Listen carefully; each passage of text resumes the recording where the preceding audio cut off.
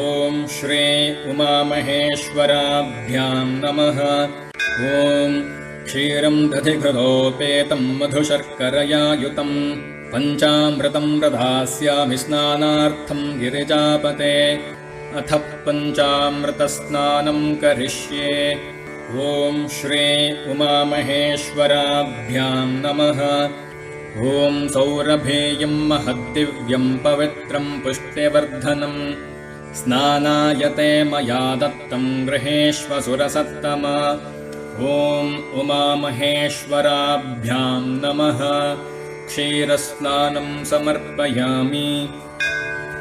ॐ महास्वादुसमायुक्तं प्रसिद्धं परमाद्भुतं स्नानायते मया दत्तं दधीदं गृह्यतां शिव।